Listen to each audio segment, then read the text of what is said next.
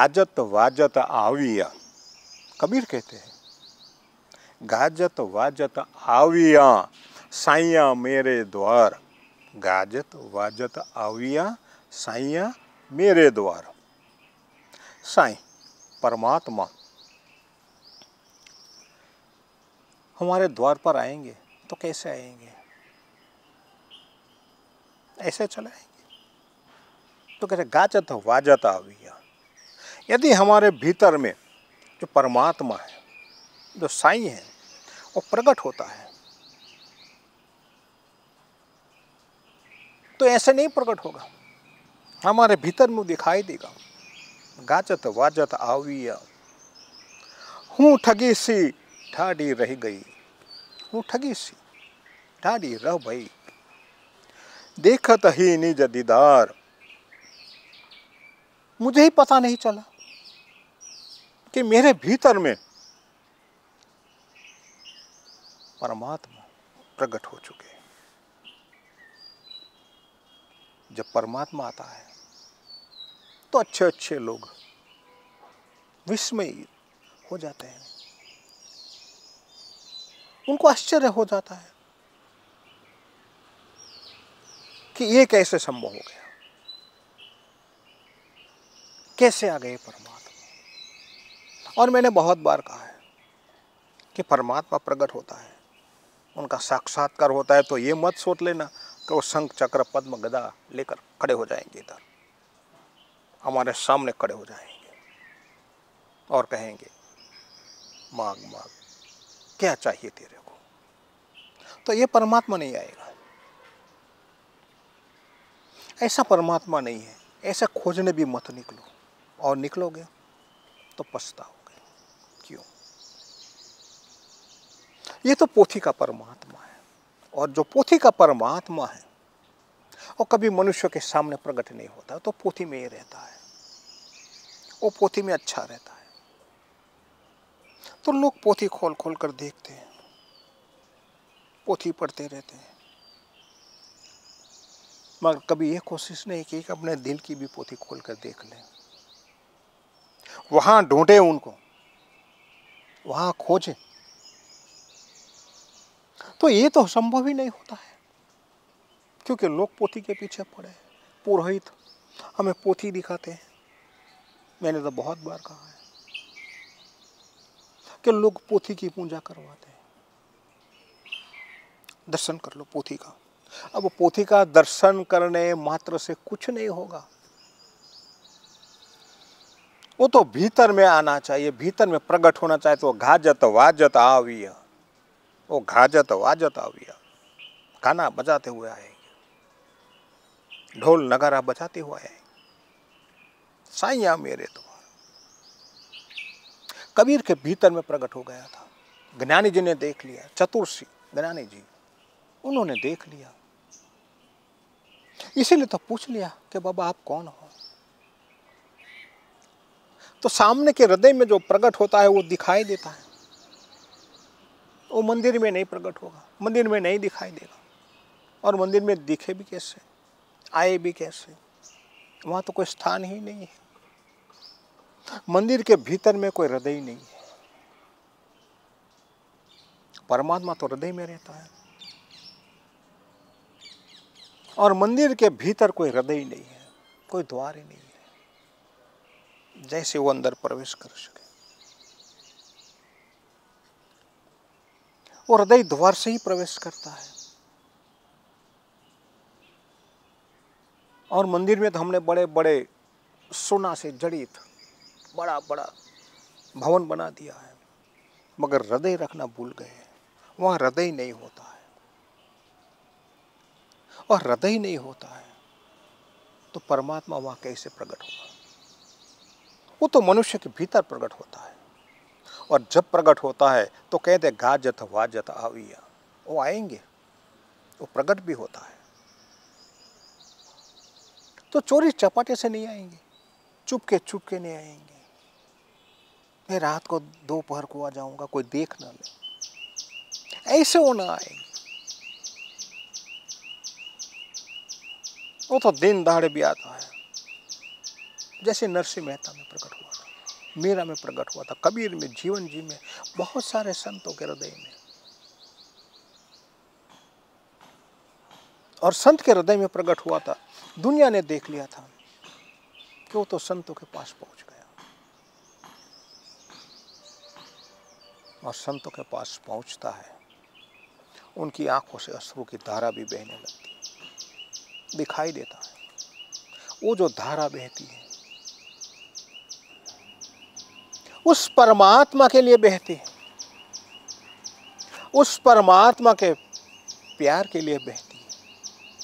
संतों के हृदय आंखों से धारा बहती, प्रेम के अश्रु बहते, कहते हैं वो प्रकट हो चुका है।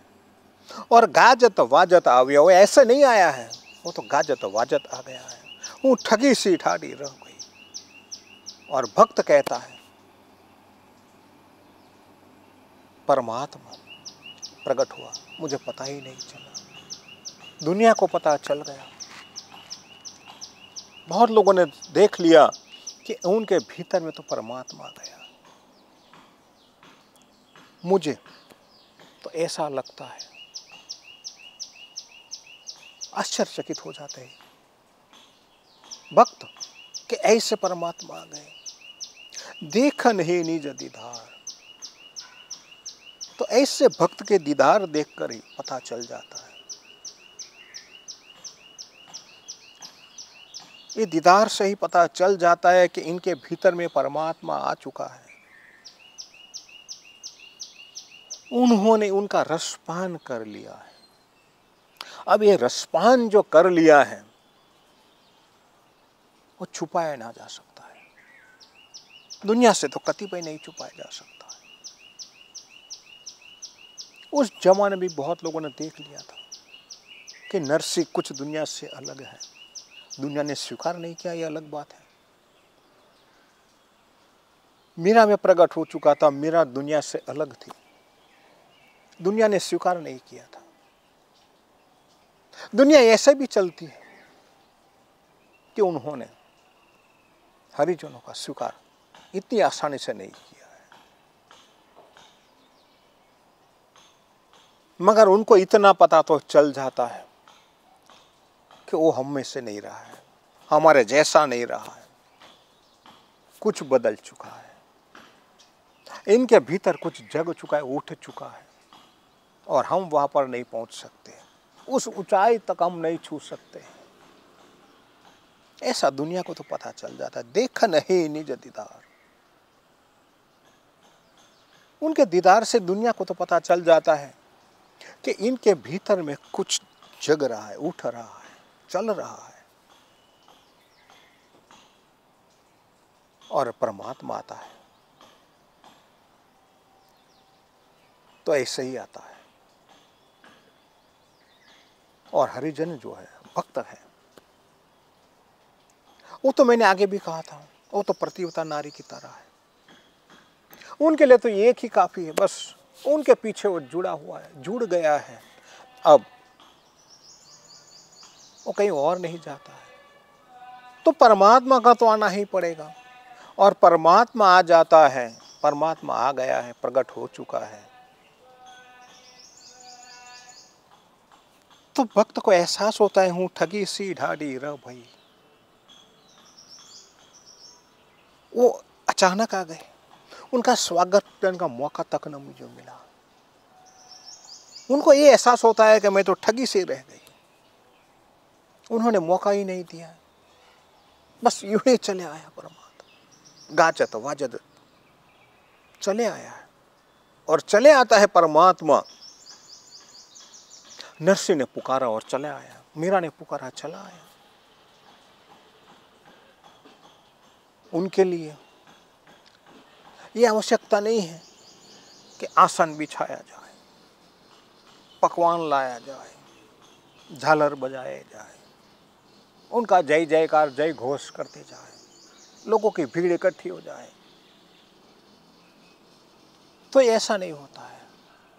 वो तो भक्त बुलाता है, उनको पुकारता है, तो वो तो चला आता है। हिंदी का भी एक गाना है, तुमने बुलाया मैं चली आई। पीयू बुलाता है तो प्रेमिका चली आती है। भक्त बुलाता है, परमात्मा चलाना है, ऐसा संभव नहीं हो सकता है। ऐसा कैसे संभव होगा कि भक्त ने बुलाया है और वो परमात्मा ना आए? तो भक्त बुलाता है तो परमात्मा तो चला आता है। और कैसे आता है? कबीर भली भ्रांति समझाते कि गाजत वाजत आविया, वो ऐसे नहीं आएगा, वो तो आ जाएगा, गाजत बाजत आ जाएगा, नाचते हुए आ जाएगा, गाते हुए आ जाएगा। गोपिकाओं ने पुकारा तो व्रज में नाचता गाजता कृष्ण चला आता है। बस ऐसा ही परमात्मा आ जाता है, नाचता गाजता अपनी मस्ती में मस्त होकर आ जाता है। वो ये नहीं देखता है कि वहां मेरे लिए बैठने के लिए कोई आसन बनाया है, मेरा स्थान कितना है। आजकल के तो लोगों को, यहाँ तो संतों को तो स्थान का महत्व रहता है, महंतों को, सन्यासियों को, मेरा स्थान कितना ऊंचा है, कितना नीचा है। दूसरों से ऊंचा नीचा उनका ख्याल रखना पड़ता है। मेरा स्थान तो दूसरों से ऊंचा होना चाहिए, नीचे मैं नहीं बैठ सकता हूं। मगर परमात्मा ये नहीं सोचता है कि मेरा आसन ऊपर है या नीचे है, बिछाया है कि नहीं बिछाया। उनको ये तक पता नहीं है कि उनका आसन है या नहीं है।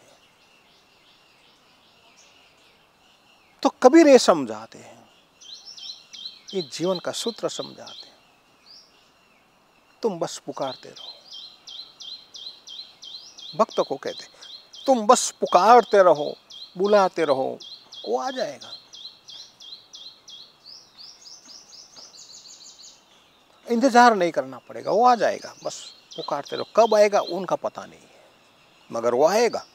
तो कबीर को विश्वास है, वो आएगा। कबीर के पास भी आएगा, मीरा के पास आया था, नरसिंह मेहता के पास आया था, जीवन जी के पास आए थे। किनके पास नहीं आया है? शाहपुरा में जो एकत्रित हुए थे संत जन जीवन जी महाराज के सानिध्य में, उन सब के पास आया था।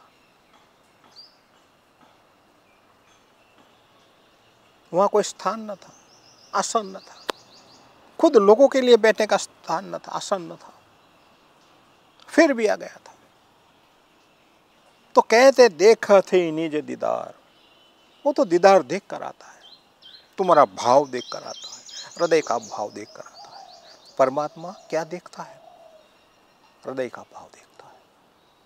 और जिस दिन ये हृदय का भाव उन्होंने देख लिया तो आसन नहीं मांगेगा, वो बस खुद प्रकट हो जाएगा, आ जाएगा। तो ये जीवन सूत्र है, उनको समझिए। अपने इन हृदय को स्वच्छ रखे, पवित्र रखे, दूषित न करें, अपवित्र न करें। उनको सत्व प्रधान बना दो। परमात्मा का वही स्थान है, वहीं बैठ जाएगा। अगर पता ही नहीं चलेगा। जो कबीर कहते हूं तो ठगी सी रह गई, बस ऐसे ही बैठ जाएगा, पता ही नहीं चलेगा परमात्मा कब आकर बैठ गए, अपना आसन ग्रहण कर लिया। वो तो हृदय के आसन में ही बैठता है। तो आते रहिए, सुनते रहिए। और कबीर सुहागी का अंग में आगे क्या कहता है वो कल देखेंगे। अस्तु राम कबीर।